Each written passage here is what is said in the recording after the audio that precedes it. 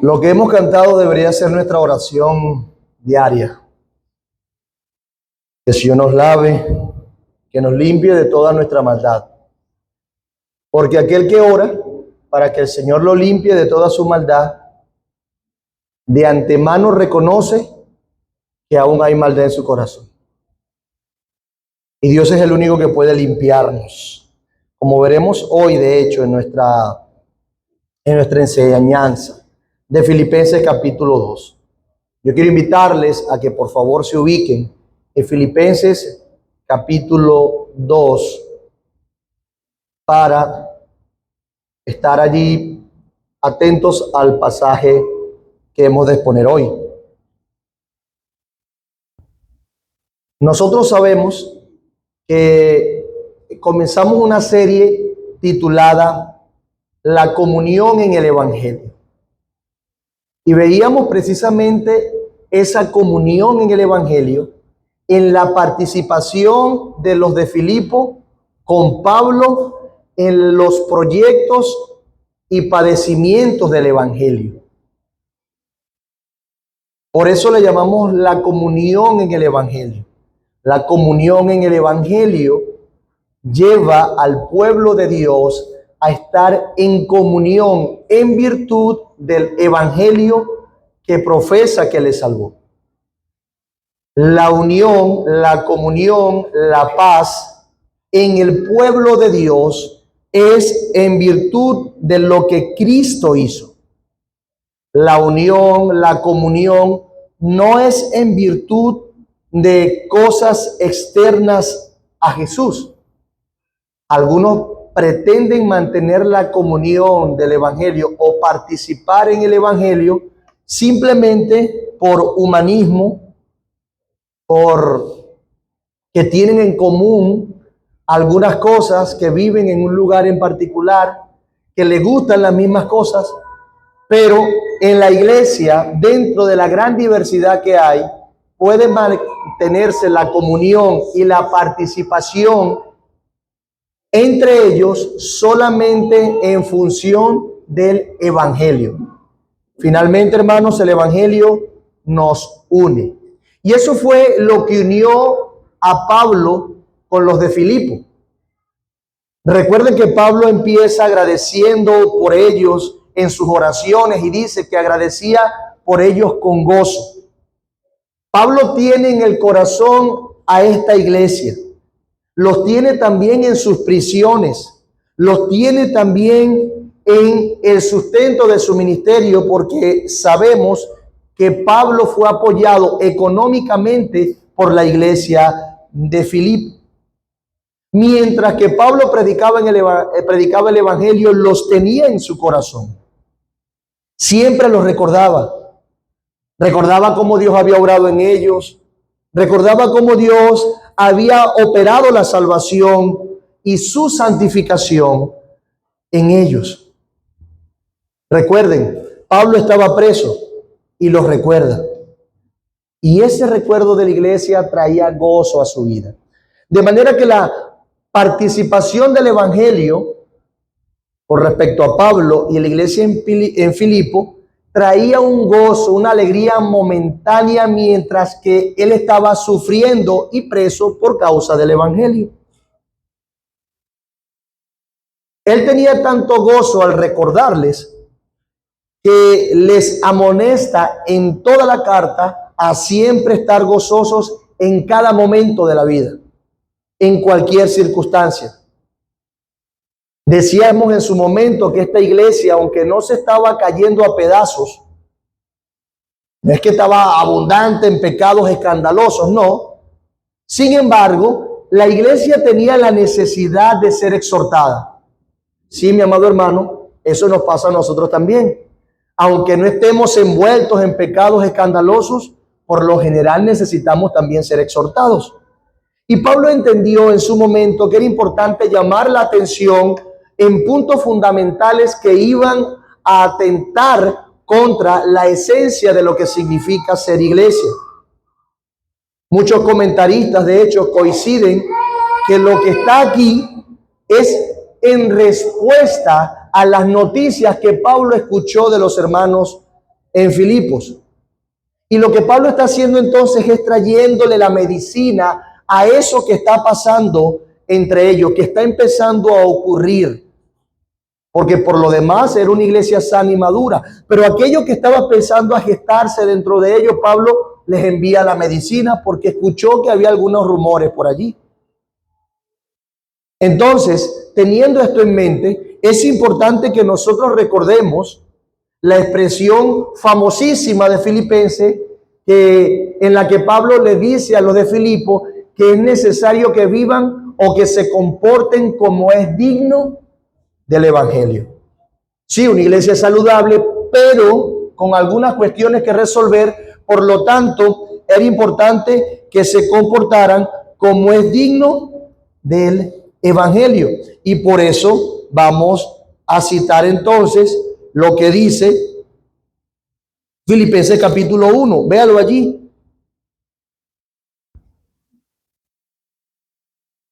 Dice 27, solamente que os comportéis como es digno del evangelio de Cristo, para que o sea que vaya a veros o que esté ausente, oiga de vosotros que estáis firmes en un mismo espíritu, combatiendo unánimes por la fe del evangelio, y en nada intimidados por los que se oponen, que para ellos ciertamente es indicio de perdición, mas para ustedes de salvación, y esto de Dios. De manera que la intención de Pablo siempre va a ser que ellos se comporten como es digno del evangelio. Si han participado del evangelio, si efectivamente el evangelio los transformó, entonces han de comportarse como es digno. ¿Y cómo es comportarse como es digno del evangelio? Una de las cosas que hemos destacado en la exposición de la carta es la unidad. En otras palabras, la unidad de la iglesia es una característica digna del evangelio. ¿Cuál es una característica digna del evangelio? La unidad. La unidad de la iglesia es una cualidad que expresa que se está andando, que se está viviendo como es digno del evangelio. Pero también hay algo importante: las dificultades y el sufrimiento dentro y fuera de la iglesia también forman parte del don, del regalo que Dios nos ha dado. De manera que no es cosa extraña, no es cosa ajena al evangelio o a la unidad de la iglesia el padecer por causa de Cristo y todo lo que eso implica. Por lo tanto, cuando estamos padeciendo por la causa de Cristo, sí, eso es vivir como es digno del evangelio. El evangelio te dignifica mientras sufres por su causa. El sufrimiento tiene un lugar sumamente importante en la vida de la iglesia y del creyente. Pero Pablo entonces, pensando en esto, no quiso desligar los padecimientos de la unidad de la iglesia. Para mantener la unidad de la iglesia muchas veces vamos a padecer. Cuesta, duele. Muchas veces nuestros mayores padecimientos y sufrimientos van a venir de las entrañas mismas de la iglesia. Van a pecar contra nosotros y vamos a pecar contra otros.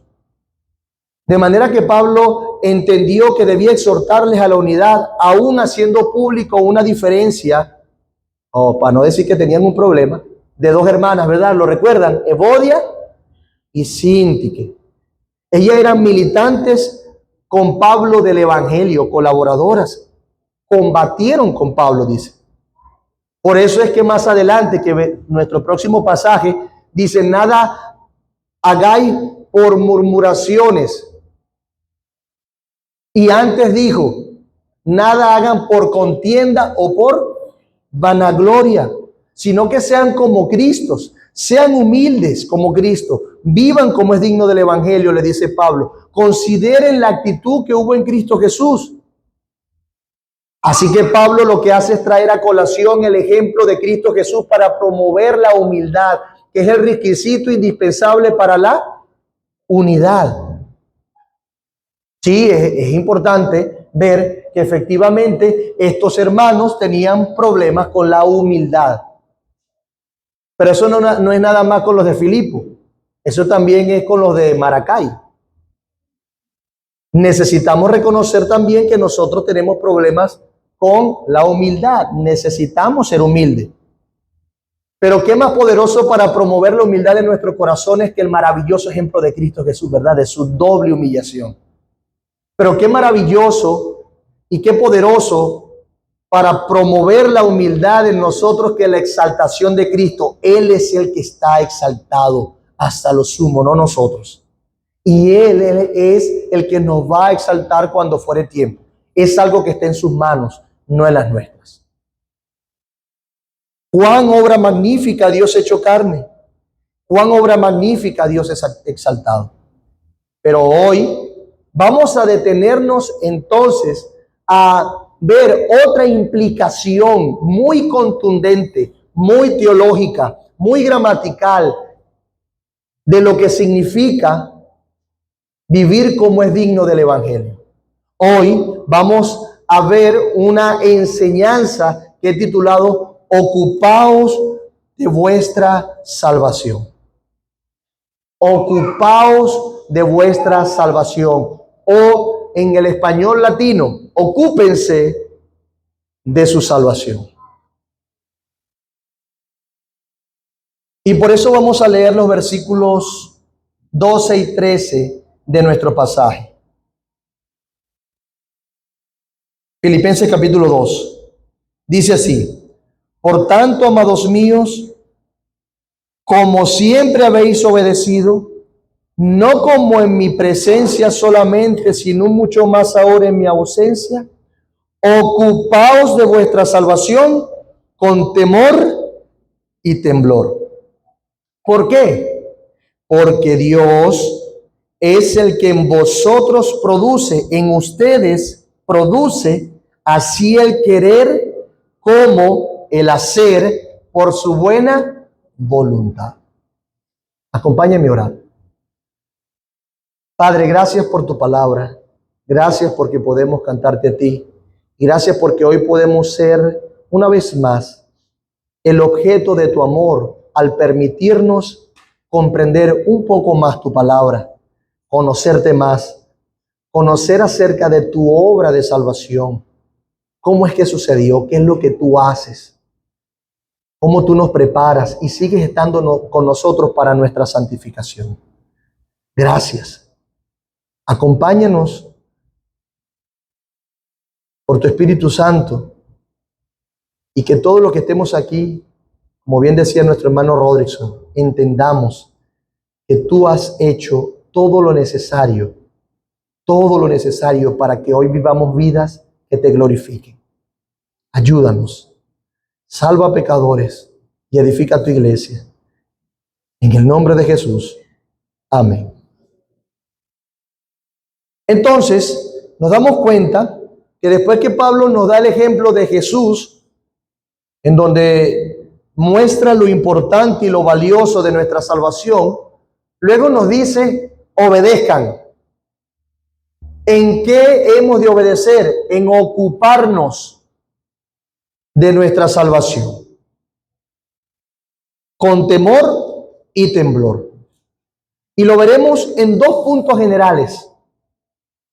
Uno, sencillo: ocúpense de la salvación con temor y temblor. El segundo, Dios nos dio lo necesario para ocuparnos de la salvación. Dios nos dio lo necesario para ocuparnos de la salvación. Cuando hablamos de nuestro primer punto, necesitamos recordar lo que asomé hace un momento. Esto es la continuación de lo que viene diciendo con respecto al ejemplo de Cristo. Incluso con lo que dice completamente en el capítulo 1. Esta es una conclusión o una implicación práctica de lo que antes hemos mencionado. Es evidente para Pablo que para Pablo hay una conexión con la humillación y la exaltación de Cristo. Notemos cuál es la frase que conecta, cuál es la conjunción. Dice, comienza por tanto. ¿Sí lo ven? Allí el versículo 12 dice, por tanto, que la Biblia de las Américas traduce así que. Así que ¿qué? Podemos entonces leer el versículo de la siguiente manera. Por tanto, o en vista de la humillación y la exaltación de Cristo, amados míos, tal como siempre habéis obedecido, no solo en mi presencia, sino ahora mucho más en mi ausencia, ocupaos de vuestra salvación con temor y temblor, porque Dios es quien obra en vosotros tanto el querer como el hacer por su buena voluntad. Si lo ven, pudiésemos leerlo así. Ahora, al leerlo así vemos la conexión clara, pero además Pablo añade una expresión que pone mucho más en intimidad este asunto, el requerimiento que le va a hacer. Él le dice, amados míos. Vuelve Pablo, cuando va a hablar de algo muy práctico, les dice, amados míos. Recuerden, la comunión en el Evangelio, participaron en el Evangelio, eso los une y por eso son sus amados. Queda claro que Pablo tiene un cariño entrañable por esta gente. Luego en el capítulo 4 les llama gozo y corona mía. Así que quiere usar los recursos que tiene a la mano de intimidad, de amor, para llamar su atención y decirle, ocúpense de su salvación. Él lo tenía en su corazón.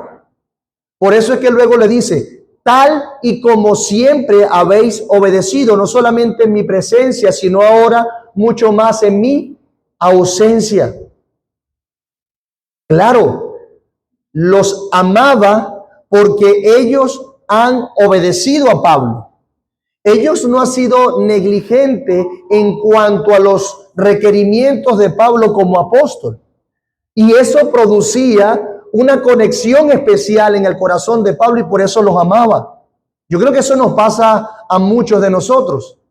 Cuando hay alguien que es humilde y obediente y de buen corazón hace lo que tiene que hacer, hay una conexión especial. Nos atrae la fidelidad de esas personas. Y para Pablo era así. En la participación del Evangelio, ellos habían sido obedientes en su presencia y eso era algo que nutría el alma de Pablo.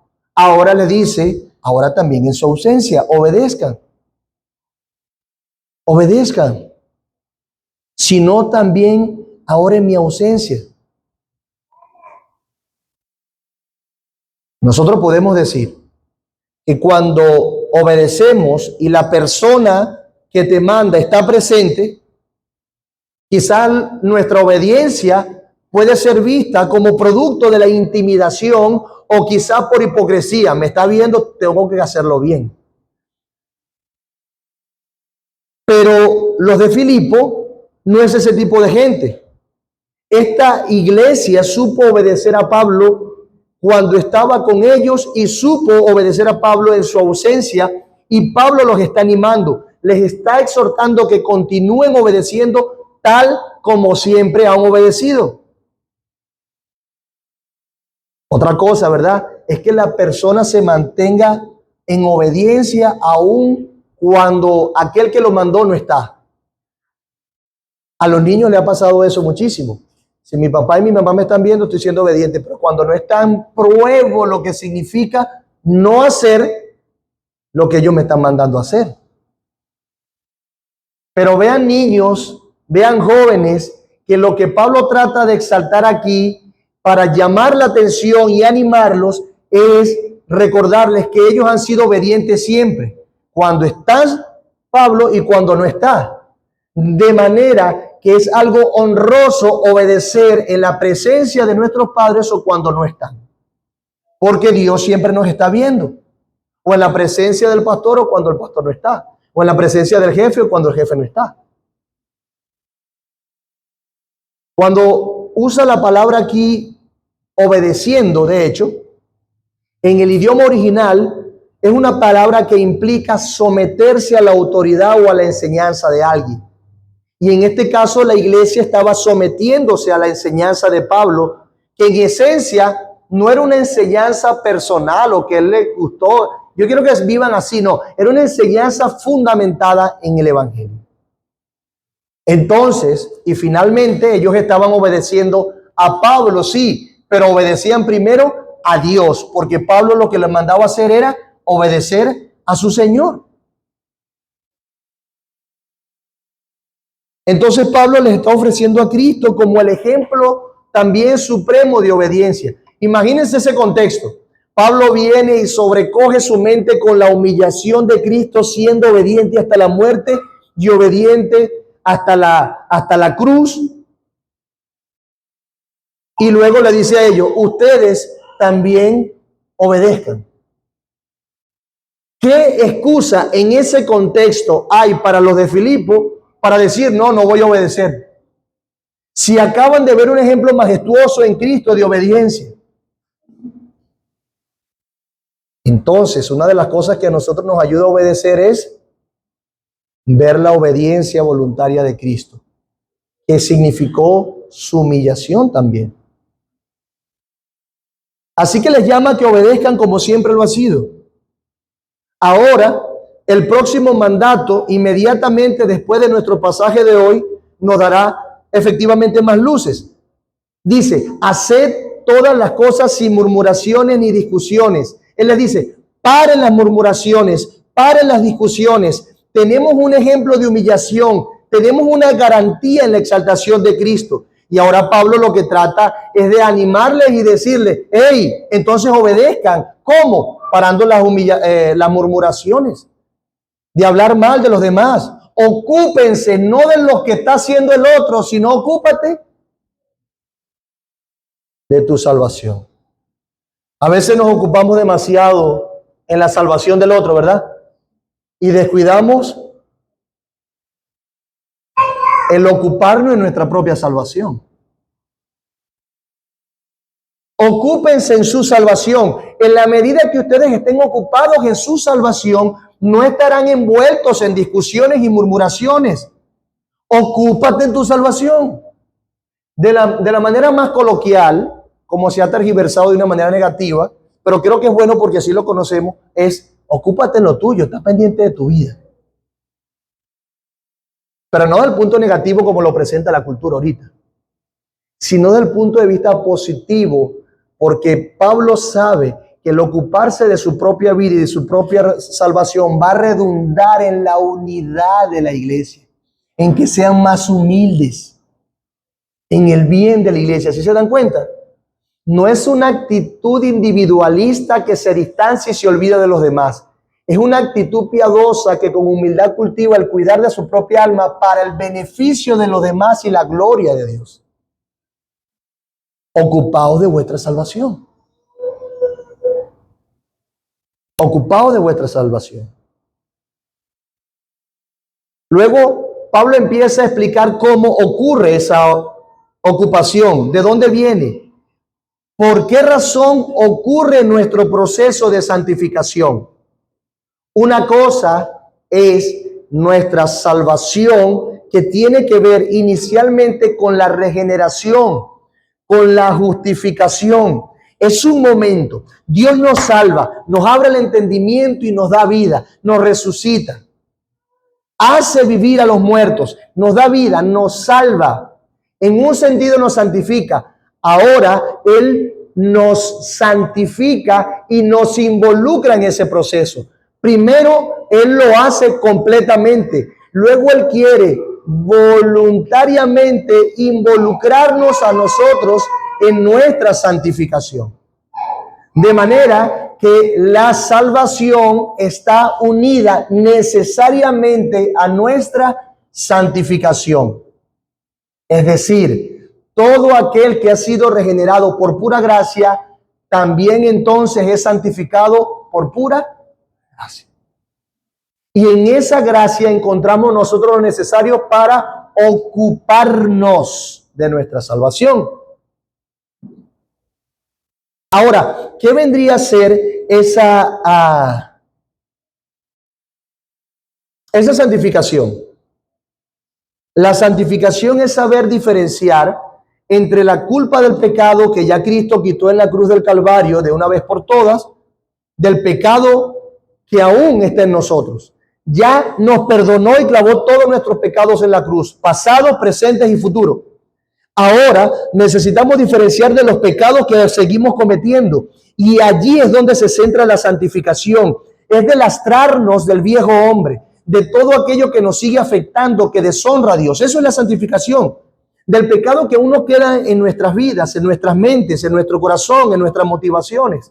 Esas cosas que nos influyen de manera negativa. La santificación es procurar ser más como Cristo mientras vamos dejando todo aquello que nos alejaba de Dios y que deshonra a Dios.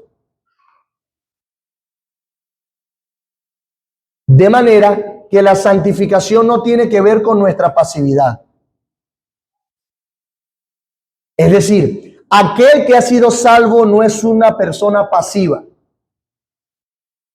Aquel que ha sido regenerado por el Espíritu Santo tiene una actitud sabia, consecuente hacia la santificación, hacia parecerse más a Cristo.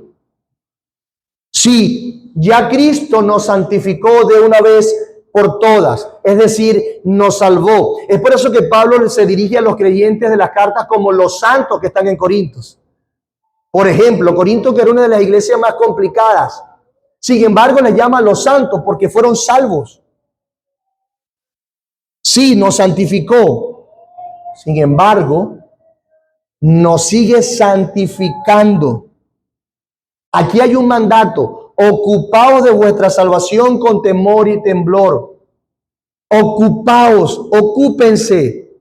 Esto está gramaticalmente hablando de una manera imperativa. Está comunicando que yo debo santificarme en ese sentido. Debo ocuparme de mi salvación.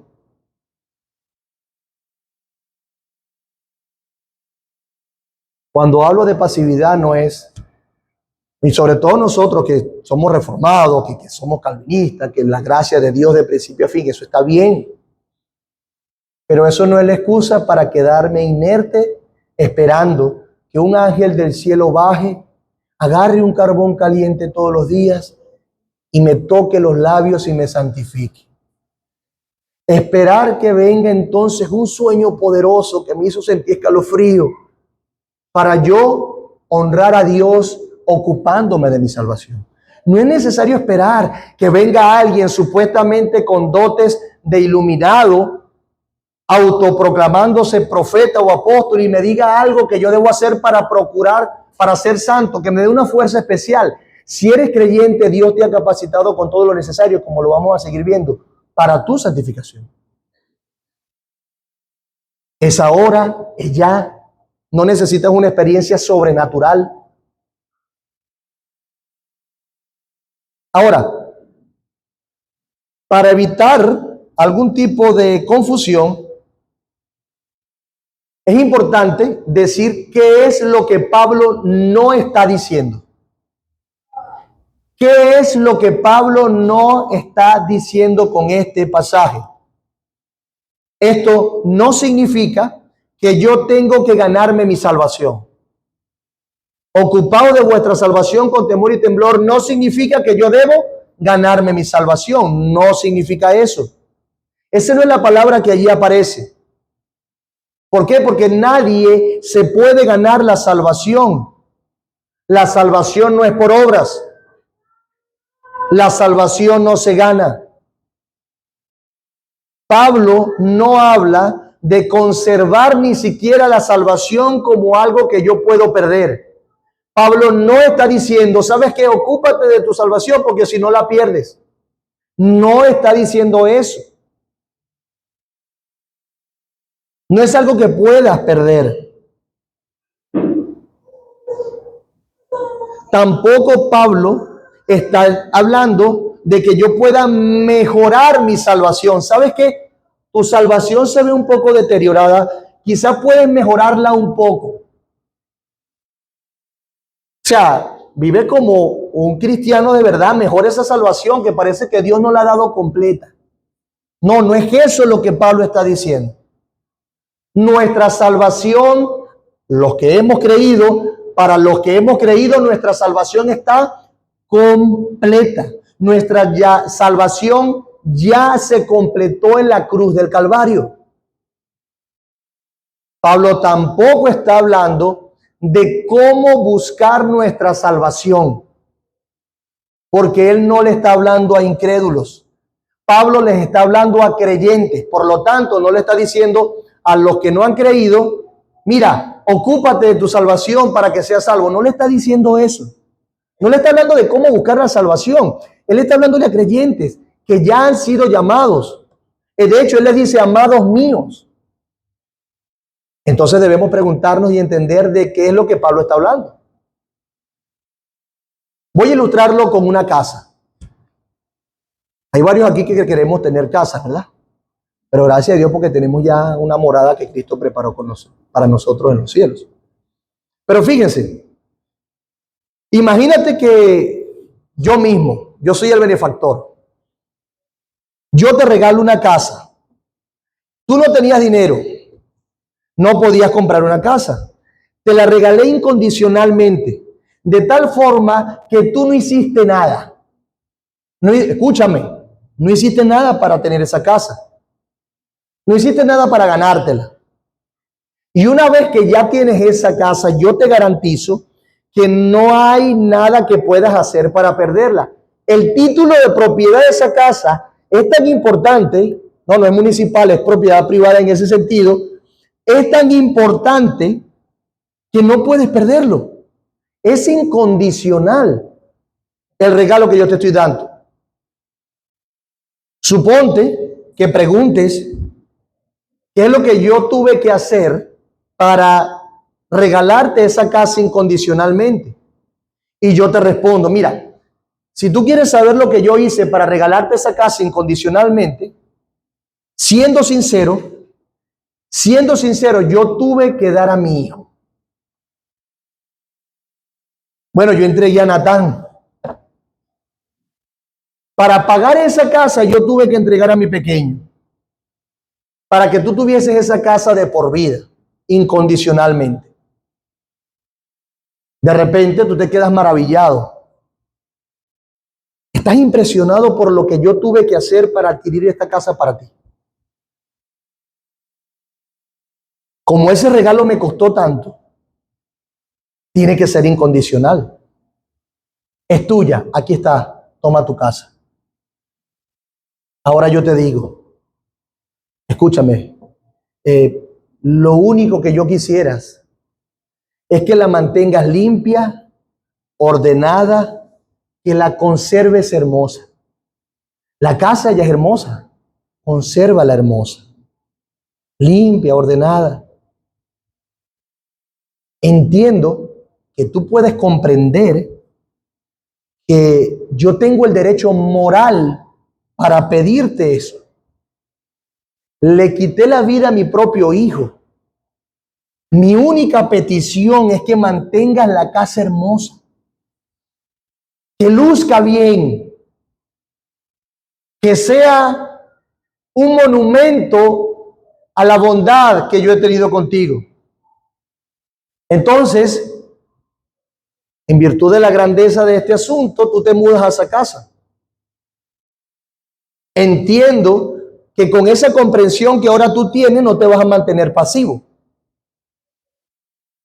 Tu sentido común, tu sentido de gratitud por el regalo debe ser extraordinario. Sobre todo cuando sabes lo que se pagó por lo que se te fue dado. ¿Vamos bien hasta ahora? Ok. Sin embargo, yo sé que esta ilustración queda incompleta, porque nuestras ilustraciones son así. Nuestras ilustraciones quedan incompletas aún con respecto a nuestra salvación, a nuestra santificación. Siempre van a tener algo que no permite ver completamente la idea. Sin embargo, nos abren el panorama para entender de qué se trata. Hasta ahora, entonces, esta ilustración nos ha abierto el panorama lo suficiente. Pero vamos a seguir suponiendo en nuestra ilustración. Te mudaste. Entiendes que debes mantener la casa limpia, organizada, pero me dices que tienes otro problema. Mira, Joan, yo tengo otro problema. Esta casa es tan hermosa, es tan grande que para mantenerla así, yo debo reconocer que no tengo el dinero para hacerlo. Todos aquí debemos saber que para mantener una casa se necesita también recursos. Yo soy pobre para comprar una escoba, un coleto, un detergente o algo que me permita limpiar la casa. Es más, Joan, mira, estoy sufriendo de una enfermedad debilitante que me impide incluso poder limpiar la casa si yo quisiera. Yo entiendo, Joan, el concepto. Yo entiendo lo organizado que debo ser. Yo entiendo cómo debo mantener la casa. Yo quisiera poder hacerlo en respuesta al regalo y a lo que tú pagaste por el regalo. Pero yo tengo otra realidad. La verdad es que no puedo mantener esto. Soy incapaz físicamente de limpiarla. Porque no puedo prácticamente ni pararme, ni tampoco tengo el dinero, ni un bolívar tengo para comprar ni una escoba. Entonces yo, enterándome de esta situación, recuerdo que tengo una medicina que te la puedo inyectar y que al hacerlo tú recobrarías la vitalidad que necesitas para poder hacer todo tipo de actividad física. ¿Recuerdan? Perdone la alusión, pero yo sé que para algunos le va a ilustrar, que son de mi época, la semilla del ermitaño. Cuando alguien se comía la semilla del ermitaño, impecable, ya estaba fuerte, recobraba toda su fuerza después de una batalla. Es la semilla que se comía Goku de vez en cuando estaba herido, para tener fuerza y seguir peleando. Entonces, yo lo que hago es inyectarte esa medicina para recobrar toda tu fuerza, como la semilla del ermitaño, y además vengo y te traigo todo tipo de detergentes. Te traigo la escoba, el coleto. ¿Qué más podrías necesitar? La aspiradora, la pulidora, los guantes. Te traigo todo lo necesario, te traigo todo lo que falta, te lo pongo allí, toma. Ya estás bien físicamente y tienes todos los recursos. Mantén esa casa hermosa.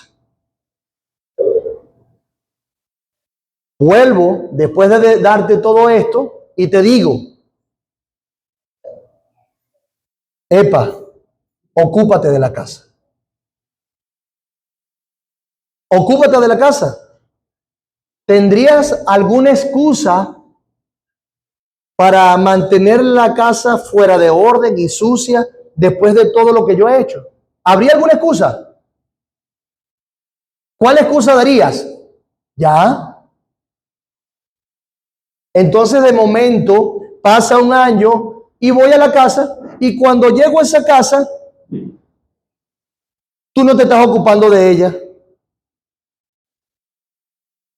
Pero lo que sí te ocupa es en ver la casa del vecino.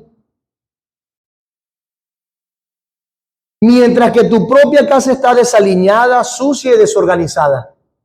Y tú ves y criticas la casa del vecino y la tuya descuidada.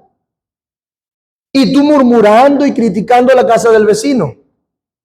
Y yo vengo y regreso y observo lo que estás haciendo y te digo, epa, ocúpate de tu casa. Ocúpate de ella. Que si te ocupas de tu propia casa, tu casa va a lucir de otra manera. Va a lucir, se va a dejar ver que estás allí ocupándote de ella. Y esa ilustración entonces va a ayudarnos a entender lo que Pablo está diciendo a esta gente, a los de Filipo, que estaban en medio de algunas divisiones.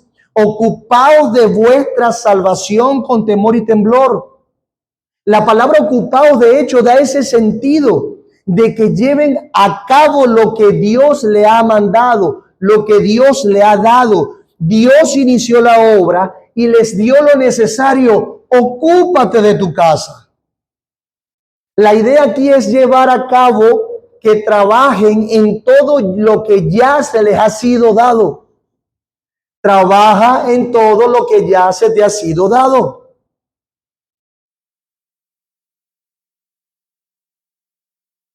Aquí se entiende por la intención de Pablo que no se puede llevar a cabo aquello que no se te ha sido dado. Pero se te fue dado todo lo necesario para que lleves a cabo y te ocupes de tu salvación. La idea que se deja ver es que no se puede trabajar en un trabajo que no se haya capacitado. Pero Pablo da la idea de que ya han sido capacitados. De manera que es como que hagas evidente, escúchame, haz evidente lo que ya tienes en ti. Estamos hablando de salvación y de santificación. Hermanos, ocupaos de vuestra salvación es poner de manifiesto lo que hay dentro de ti. Por supuesto, si no la tengo dentro, no la puedo manifestar.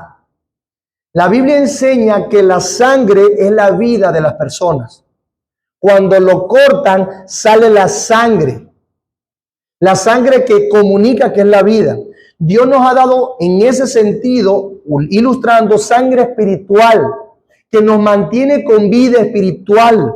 Por lo tanto, es algo que está dentro, que ha de manifestarse, hacer manifiesto lo que hay dentro de ti. Si no la tengo, no la puedo manifestar, pero Él la ha dado. Trabaja entonces, lleva a cabo, ocúpate de lo que se te ha sido dado. Ejercita tu salvación, ponla en operación, hazla manifiesta, déjala ver, hazla visible. Y cuando lo hagas, hazlo con temor y temblor. Pablo le dice, ustedes han sido obedientes en mi presencia, de manera que deben hacerlo también en mi ausencia. No crean que porque yo no estoy, la obra se va a detener. No. Porque yo no estoy, la obra sigue avanzando. Llévenla a cabo con temor y temblor.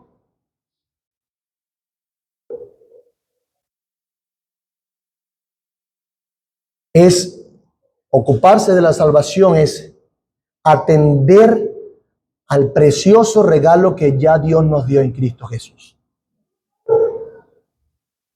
Ahora, no se trata del terror y del temblor del esclavo le tiene a su amo, un temor servil. No. Tampoco se trata de ese miedo y de ese temblor ante la expectativa del castigo. Ay, me va a castigar, tengo que hacer. Ahí está con el látigo, tengo que moverme. No es ese temor, no es ese temblor. Esto procede de dos cosas. En primer lugar, de un sentimiento propio de ser criaturas. Como somos criaturas de Dios, respondemos a Él con temor porque Él es el creador y reconocemos nuestra propia impotencia para enfrentarnos triunfalmente con la vida. Yo no puedo enfrentarme triunfalmente con la vida, por eso tiemblo ante Dios, porque Él es el único que puede darla. Es decir, hermano, no es el temor y el temblor que nos hace escondernos de Dios, huir de Dios, no. Sino más bien es el temor y el temblor que nos impulsa a arrojarnos en sus brazos, porque si no es en sus brazos no podemos, estamos perdidos. Arrojarnos en sus brazos con la seguridad de que sin la ayuda de Él no podemos.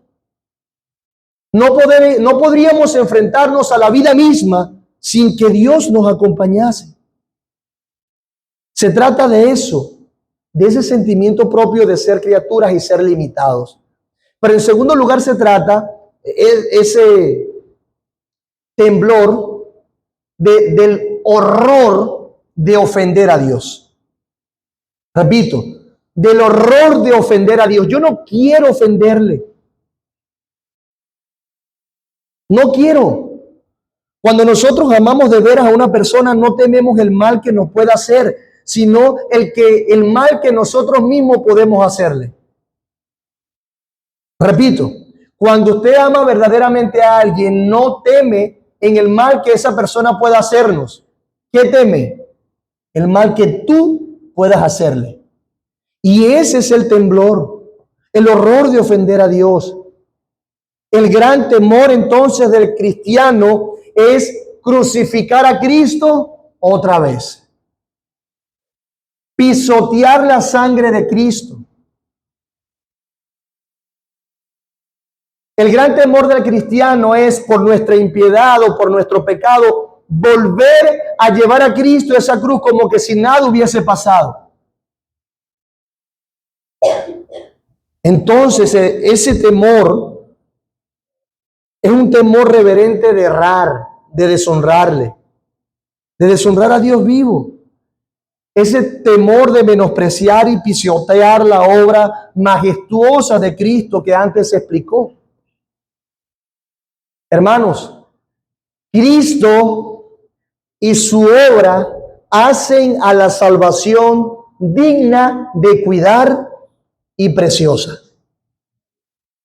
Cristo y su obra hacen de la salvación un gran atractivo para manifestar.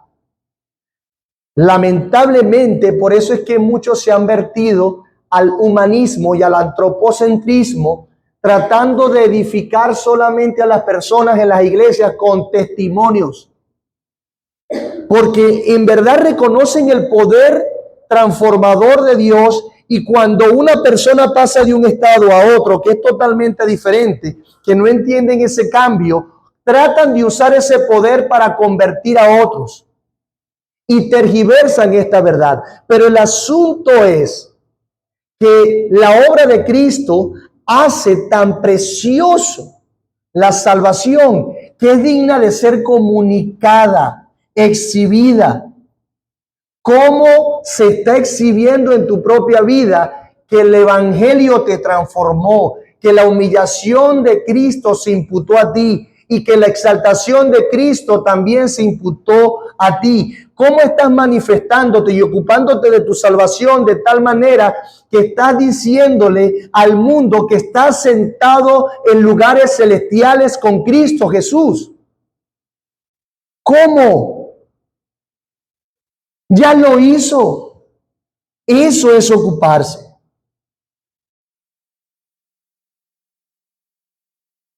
Con temor y temblor.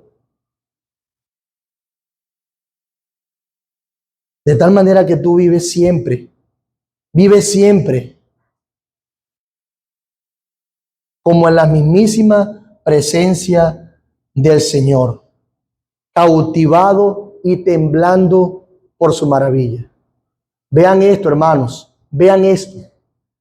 Nos habló del ejemplo de Cristo para promover humildad en nuestros corazones y alcanzar la unidad de la iglesia, porque eso es vivir como es digno del evangelio. Y ahora nos dice, ocúpate. Cuando nos dice, ocúpate de tu salvación, tu mirada tiene que estar puesta en Cristo. Mira, lo ves y te ocupas. Es inevitable quedarte allí inerte. Sí, en principio te quedas inerte admirando, contemplando, para luego decir, esto no puede seguir igual, mi vida no puede ser la misma. Si me salvó, mi vida no es igual. Pablo lo que está diciendo, como en la ilustración de la casa, ocúpate de ella. Dios te ha provisto todo. Dios te ha dado todo. De manera que ocúpate de ella. Eso es lo que está diciendo. Y yo sé que alguno me diría, ya va, pastor, está bien, pero no es fácil. ¿Acaso tú no vives en la carne también? ¿Tú no estás en un cuerpo mortal? ¿Acaso tú no estás expuesto a las tentaciones de las redes sociales, de los medios de comunicación, de las presiones de la situación del país? ¿Acaso tú no tienes problemas con tu esposa? ¿Acaso no tienes problemas en el trabajo? ¿No tienes deuda? Eso no es fácil. Yo sé que no es fácil. Yo sé que no es fácil. Pero bueno, tú te detienes en ese momento y tienes un recurso importante, la humillación de Cristo. Y dime cómo eso entonces no te capacita para cuidar y ocuparte de tu salvación. Él es el modelo que Dios te dejó. Él es Señor sobre todo. Por eso podemos vivir nuestra salvación. Hazla manifiesta de una manera reverente, con humildad. Ese temor, por supuesto, y lo digo por si a las moscas, no es un temor a todo. Temor que esto, temor que los malandros, temor que la economía, temor que la enfermedad, temor que me va a dejar, temor que pierdo el trabajo, temor que se muere, temor que si voy rápido, si voy lento, temor. Y es como que si nuestra vida fuese una paranoia, todo es un temor, como si no tuviésemos esperanza. No es ese temor. Cuidas tu salvación de tal manera que la valoras, que todos esos temores se desvanecen ante la misma obra de Cristo en la cruz. Escúchame, ¿qué te puede pasar? Que vaya en deterioro de tu salvación. Teme a Dios, que puede enviarte no solamente tu cuerpo, sino también tu alma al infierno. No le temas a los hombres. Hacer manifiesta nuestra salvación, ocuparnos de ella, entonces implica que temo más a Dios que a los temores que todo el mundo teme en el mundo. Parezco a veces más un mundano, que como que si Dios no existiera y fuera soberano, que alguien creyente que confía en la obra de Cristo en la cruz. Entonces, con esa humildad reverente cuidas de tu salvación, porque has llegado a apreciar lo que fue la humillación y luego la exaltación hasta lo sumo de alguien que ahora es llamado Señor, y tú debes vivir bajo su señorío. Y esto tiene sentido porque, como una vez más, la ilustración de la casa, Él te dio todo lo necesario para que puedas ocuparte de tu salvación. Y ese es nuestro segundo punto. Porque Dios es el que crea en vosotros el querer como el hacer por su buena voluntad, para su beneplácito, para su buena voluntad. Vea la palabra conectora que ahora tenemos. Dice, ¿por qué? Pablo, ¿por qué tenemos que ocuparnos de nuestra salvación? Porque Dios es quien produce el querer como el hacer por su buena voluntad. O mejor dicho, para que se cumpla su voluntad. Ya va. Lo que Pablo está diciendo es que tú no tienes ninguna excusa para vivir tu salvación hacia afuera y ocuparte de ella, porque Él provee todo lo necesario para ti, tanto el querer como el hacer, no el hecho mismo de hacerlo, sino el querer hacerlo. Ya va. Una vez más la ilustración de la casa. El individuo realmente no podía hacer nada, no tenía con qué hacerlo. Pero Pablo dice, yo te quité todas las excusas al explicarte que ciertamente tu santificación es el fruto de la obra de Dios. ¿Qué es la santificación? El fruto de la obra de Dios, donde Él no solamente te ha dado la salvación y se ha olvidado de ti, sino que te dio la salvación y te ha capacitado para que tú puedas vivir naturalmente y orgánicamente tu salvación hacia afuera, reverentemente. ¿Por qué? Porque Él está haciendo dentro de ti, porque Él está en ti. Él está colocando el querer como el hacer por su buena voluntad. Él te está dando la capacidad para hacerlo. No hay ninguna excusa. ¿Qué excusa entonces se le puede dar al dueño de la casa si te han dado todo lo demás? Por eso es que es tan importante entender esa expresión: separado de mí, nada podemos hacer. Amados míos, escúchenme.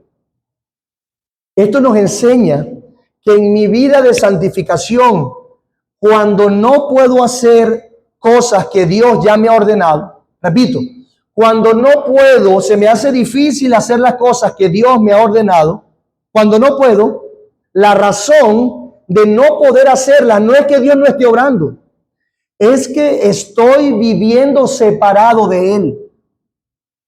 Queremos ser super cristianos sin leer la Biblia. Queremos ser super piadosos sin orar y derramarnos delante del Señor. Queremos ser los mejores y moralmente adecuados y los mejores líderes sin tener un corazón que se detiene a contemplar a Cristo, a reflexionar, a meditar. ¿Cómo es posible eso? La razón en que no puedas obedecer a Dios es que estás viviendo separado de Él. Eso no quiere decir que estés sin salvación o que la hayas perdido, no. Sino que estoy viviendo alejado de lo que es su poder, alejado de su gracia, alejado de lo que Él me ha dado por mi desobediencia, por no usar la Biblia. La gente no quiere a Dios porque no lo ha encontrado en su palabra y no ve la grandeza de Él. No quiere a la iglesia porque no ha encontrado el valor de la iglesia que Dios le ha dado, porque no lo encuentra en la Biblia. Están ensimismados en sí mismos y dicen que son creyentes, pero la razón es que para andar en santificación hay que estar cerca de Él porque nos ha dado todo lo necesario. Él es la fuente. Antes, cuando éramos impíos, no teníamos el deseo, no teníamos la motivación, no teníamos la capacidad para vivir la vida que Dios nos ha llamado. La Biblia dice, sed perfecto como vuestro Padre que está en los cielos es perfecto. ¿Cómo lo hacemos? No teníamos lo que se requiere para esa vida. Pero ahora Pablo nos está llamando a vivir la vida de esa manera porque Dios ha puesto en nosotros el querer como el hacer por su buena voluntad, para que hagamos su voluntad, para su beneplácito. Si nosotros llegamos a entender esto así, lo que segundo que Pablo nos permite ver en este texto es cuán agradecido deberíamos entonces estar de un Dios que me ha dado la salvación por gracia. Mira, yo no tengo nada que ver con ella, yo no pude obrar para ganarme la salvación, y si traté de obrar en su momento para ganarme la salvación, no pude alcanzar lo necesario. Ahora, luego Él me da la salvación, me capacita para que yo procure hacer lo que Él me está ordenando y tiene sentido. Tú ahora puedes hacer lo que Dios te manda. ¿Por qué? Porque Él ha quitado todas las excusas y te ha capacitado.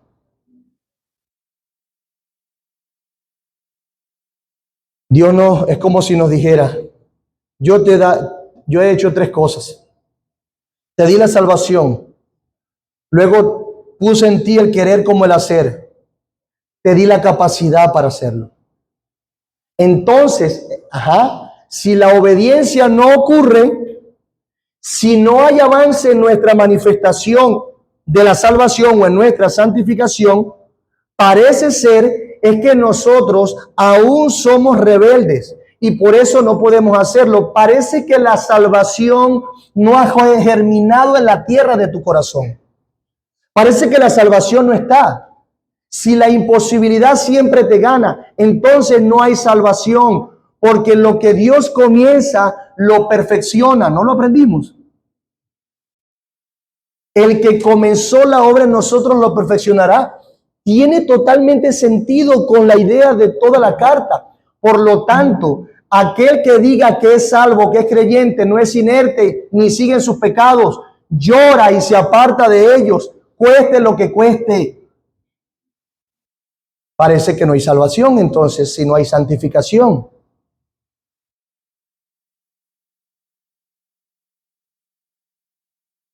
Dios inició el proceso, hermanos. Dios mantiene el proceso. Dios terminará el proceso. Dios lo ha hecho así. Mira, Dios necesitaba a alguien que viniera a vivir una vida sin pecado, a cumplir la ley. ¿Y qué hizo Dios? Lo proveyó. Dios necesitaba que alguien viniera y muriera en mi lugar. ¿Y sabe qué Dios hizo? Lo proveyó. Dios necesitó que alguien viniera y desarmara los poderes de las tinieblas, porque no puedo vivir con ese poder de las tinieblas sobre nosotros, amedrentándonos y haciéndonos caer. ¿Y sabe qué hizo Dios? Dios proveyó el desarme de los poderes de las tinieblas en la cruz. Cuando Dios pensó que alguien debía vencer la muerte de manera que yo tuviera esperanza, una vez más, ¿qué hizo? Él lo hizo. Dios sabía que la vida tiene un estándar demasiado alto, que nosotros no lo podemos cumplir en el poder de la carne. Necesitamos un poder sobrenatural. ¿Y sabes qué hizo Dios? Tomó de su Espíritu Santo y lo puso dentro de mí. Cuando Dios entendió que yo no podía confiar en mi propia sabiduría, porque cada vez que lo hago, me desvío, tropiezo, caigo y sufro consecuencias, Dios me dio su palabra, la sabiduría de Dios.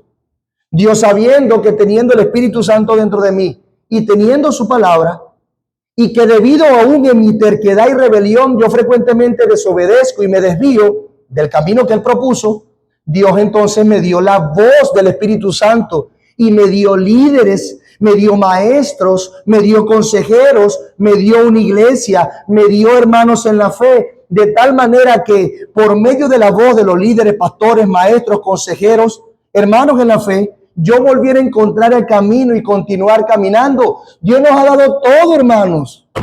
Dios lo ha hecho todo. ¿Qué excusa hay? Por eso es que nuestra rebelión constante lo que hace es mostrar nuestro pecado. ¿A quién le va a echar la culpa? Si Dios lo ha hecho todo.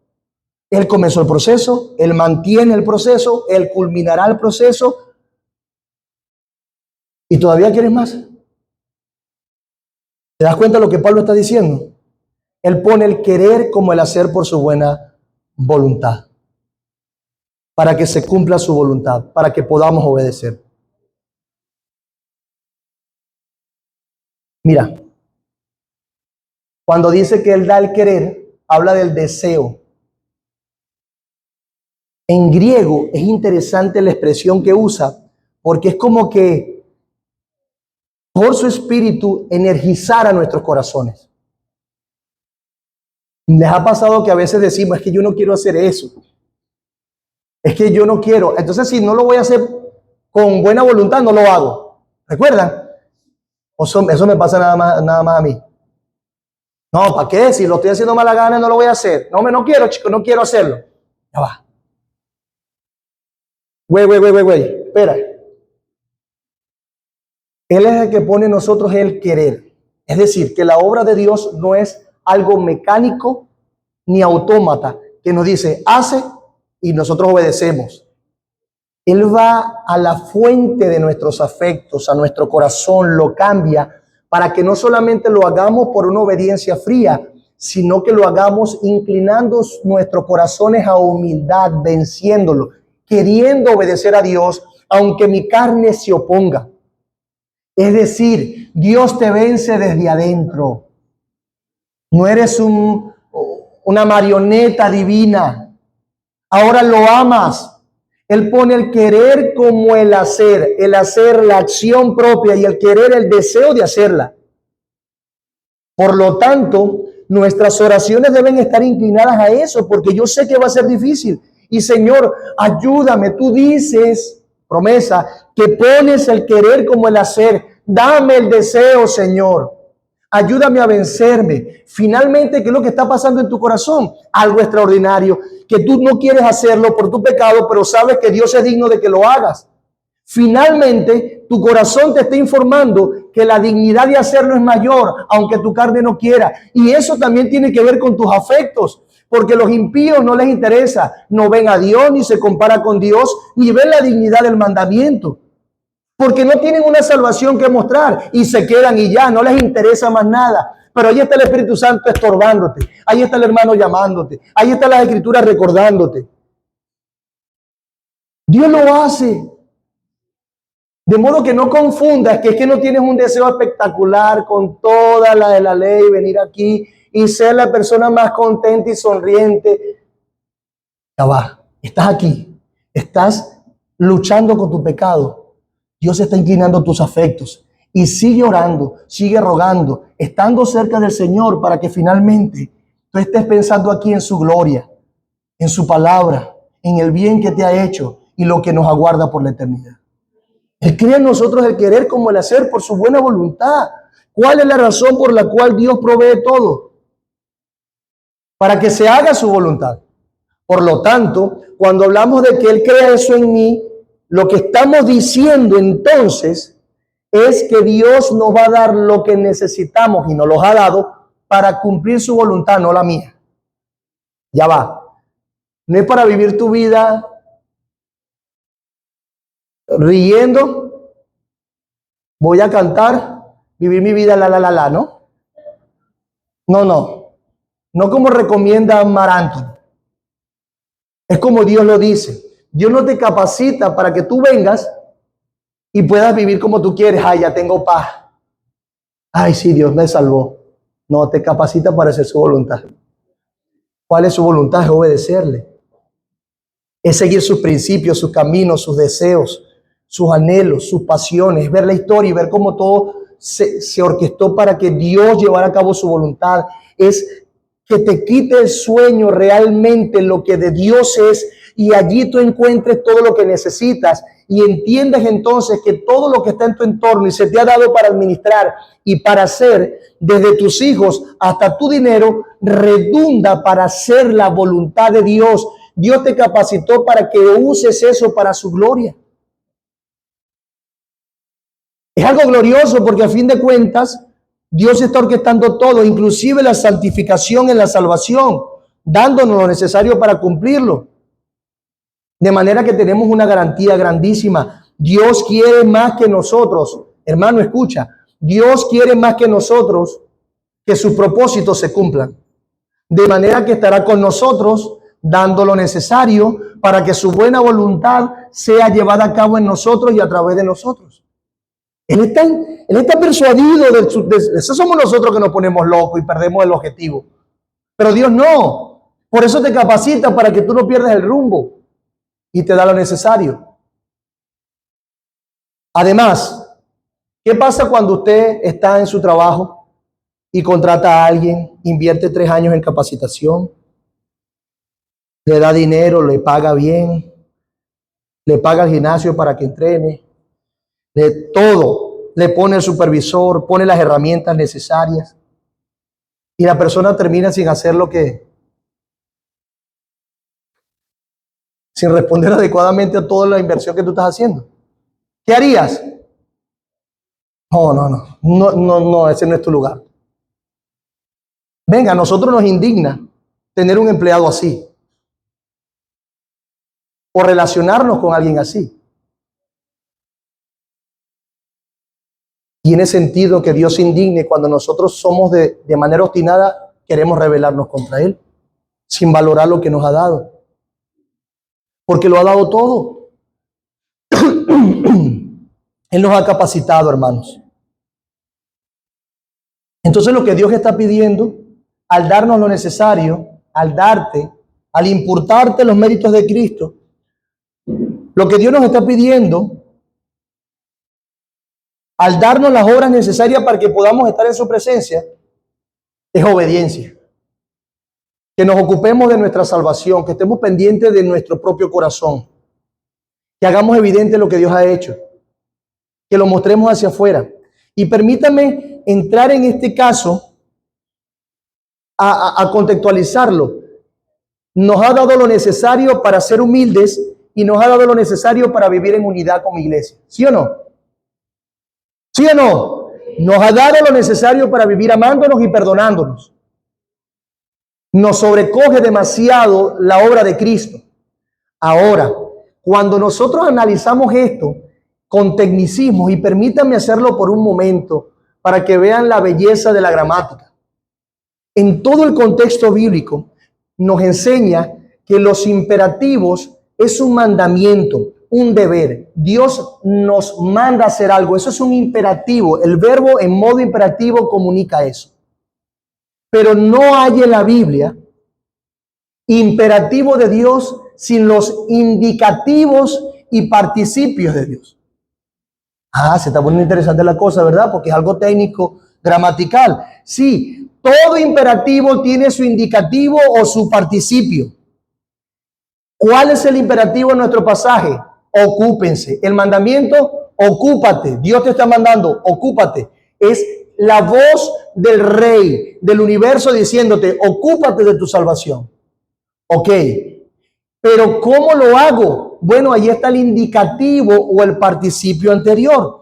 ¿Cuál es el indicativo? El indicativo te está indicando que Dios ya ha puesto el contexto necesario y te ha dado lo necesario. Él ha hecho lo necesario para que tú puedas obedecer el imperativo. Dios no te está pidiendo que hagas algo sin que Él te dé la capacidad de hacerlo. Por supuesto. De eso se trata la santificación. Por eso es que los autores del Nuevo Testamento en el griego y en el español usan esos modos verbales. Por eso es que cuando las personas están sin Cristo y se enfrentan a la ley, se ven que no pueden, no puedo, se frustran. Nos frustraríamos nosotros el tratar de ocuparnos de nuestra salvación si no se nos ha sido dada. Importante, te está frustrando de manera que no puedes santificarte, entonces significa que no has sido capacitado para eso. Lo que necesitas es arrepentirte y dejar tus ídolos y creer en Jesús.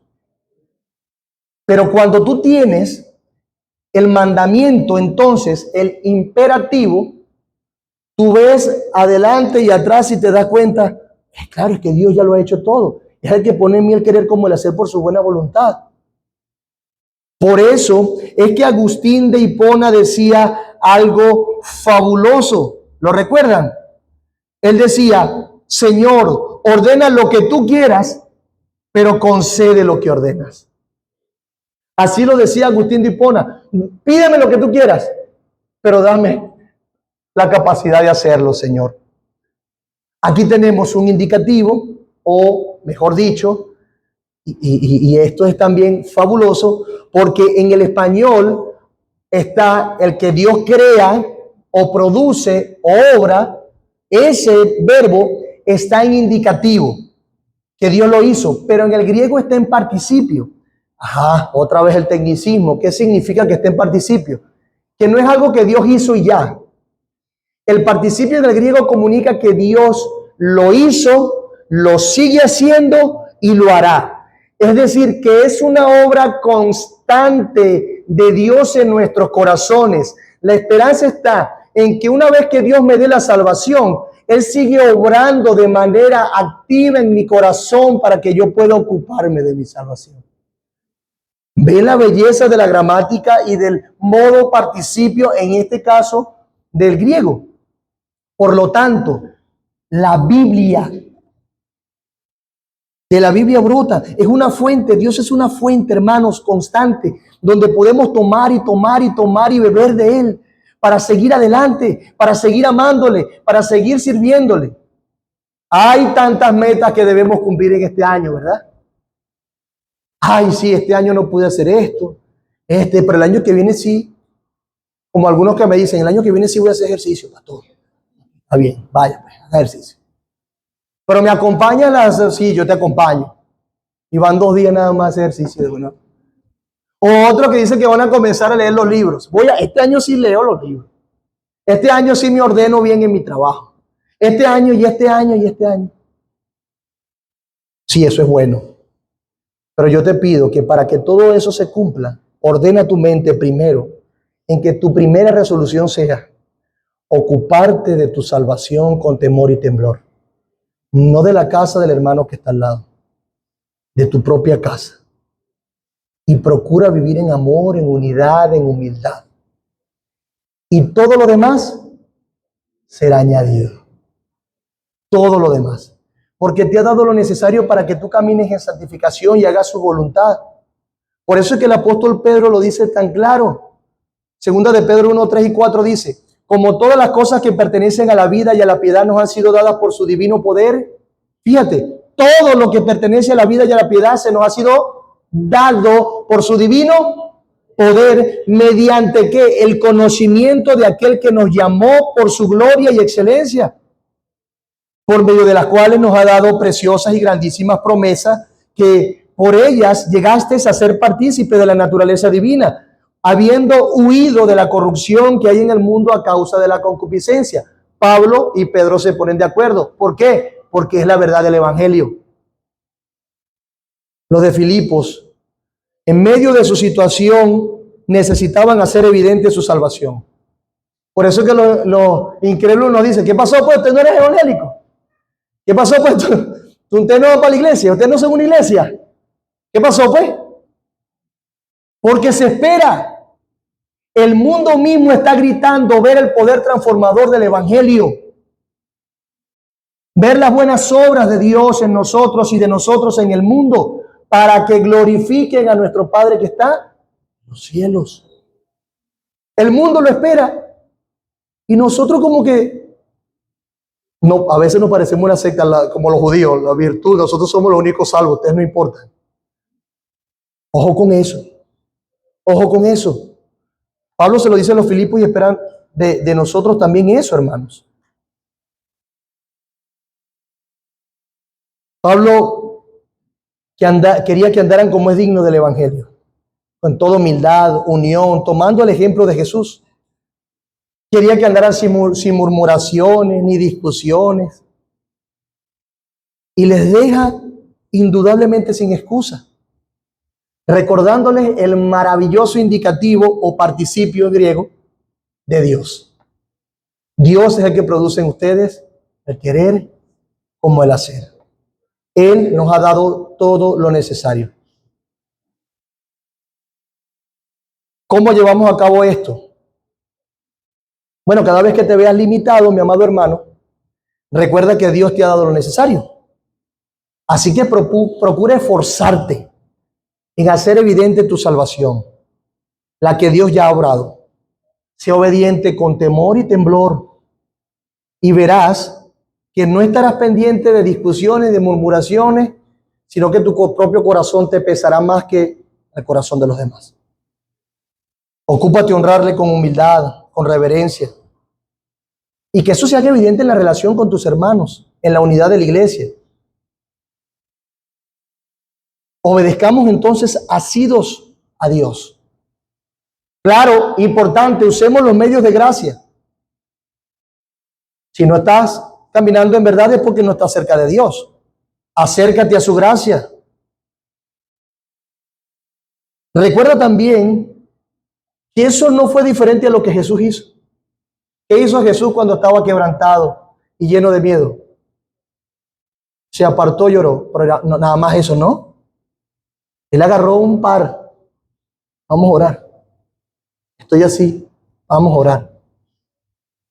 Pero nosotros queremos hacer todo solo, ¿verdad? Pareciera que nadie es digno de ayudarnos en nuestra santificación. En esta iglesia no hay ni uno. No, si no es el pastor, él es el único que tiene sabiduría para eso. Pero Jesús les dijo, ven, vamos a orar. Y cuando no velaron, no pueden velar conmigo una hora. Quizás el hermano no sea el más sabio, pero si es hermano, tiene el Espíritu Santo y Dios lo oye. Y la oración eficaz del justo puede mucho. Confiesa tus pecados, confiesa tus dificultades, busca apoyo, ora. Ve a los medios de gracia. Dios te lo ha dado como un recurso, no hay excusa. Porque cuando te encuentres en una situación más complicada, te va a preguntar, ahí estaba la iglesia, fuiste. Ahí estaba este hermano, lo hiciste. Insististe, buscaste, estuviste. Hermano, que la resolución de este año sea usar los medios de gracia de verdad, que sean tan importantes lo que Dios ha hecho, la salvación de Dios en nosotros, que se manifieste en nuestro amor por la iglesia, en hacer los esfuerzos necesarios para estar aquí escuchando, y que el Señor nos santifique con su palabra, que mis hijos lo vean que es importante, que mis amigos, que mis hermanos, que mis familiares que a veces se molestan entiendan que Dios es digno y que porque los amo a ellos es que quiero venir a la iglesia para seguir amándole, capacitado por Dios. No para despreciarlo. Siempre se van a oponer, es una realidad. Así que vea los medios de gracia y confía en lo que Cristo ha hecho. Y mi amado amigo, esto no es para ti propiamente, porque si no has creído en Cristo, ¿cómo Dios te ha capacitado? Lo que esto te está diciendo y revela en tu propio corazón y tu propia mente es la inmensa necesidad que tienes de Dios para poder vivir para su gloria y vivir la eternidad con Él. De lo contrario, si no entiendes la necesidad, vas a estar perdido por siempre. Pero hay dicha, hay plenitud, hay gozo. Solamente la razón de tu existencia se puede cumplir si Dios te salva, si estás en Cristo, si lo amas. Ahora tu oración es, Señor, ten misericordia de mí. Mira cómo habla el pastor, mira cómo grita, mira cómo se comportan aquellos. Yo no tengo eso, ¿por qué? Perdóname, Dios, y ayúdame. Dame arrepentimiento. Eso es una oración de alguien que está participando o comenzando a participar de la salvación.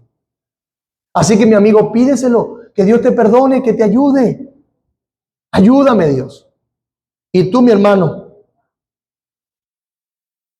cuando te veas sin fuerza, limitado, frustrado por un momento, entonces cuando tengas eso en tu corazón con tu esposa, con tus hijos, con el trabajo, detente un momento. Tómate el tiempo. Detente a admirar lo que Dios ha hecho en Cristo.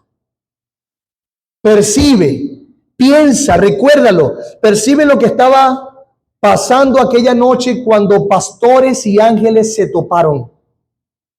Pasa por un momento aquel pesebre. Respira la atmósfera de aquel momento. Luego, preocúpate con María cuando su hijo se extravió para quedarse en el templo. Pero piensa también y alégrate con los enfermos y pobres que fueron consolados por Jesús. Admírate por la vida perfecta e inmaculada de nuestro Señor. En ese momento entonces detente y preocúpate ante el arresto injusto y traicionero de Jesús. Llora con cada azote de tu Señor, con cada espina que se le clavó en la cabeza. Recuerda, llora la humillación que recibió. Y detente a admirar la cruz, lo que significó. Recuerda a Cristo allí. Paséate luego por su tumba.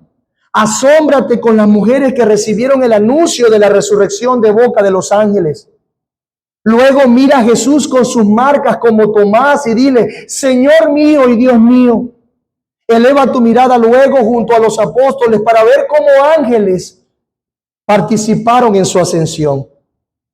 Y arrodíllate ante el trono de su exaltación. Mi amado amigo y mi amado hermano, que al contemplar a Cristo y lo que Él hizo, Dios doblegue tu carácter, Dios llene de admiración tu corazón, fortalezca tu fe e incline tus afectos a Él, para que te ocupes de tu salvación con temor y temblor. Señor, gracias por tu palabra. Gracias. Ayúdanos, por favor. Ayúdanos. Te necesitamos. Perdónanos las veces que hemos sido indiferentes a esto. Lo lamentamos.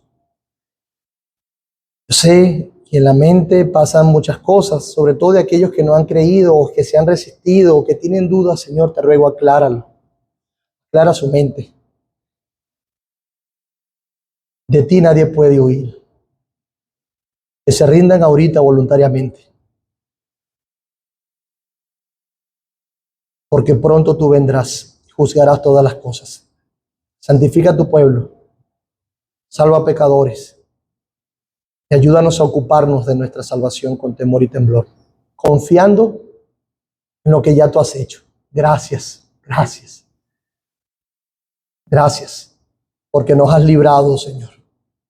La ley como un ayo nos ha llevado a Cristo y ahora Cristo nos ha capacitado para obedecer. Nos encomendamos a ti en el nombre de Jesús. Amén.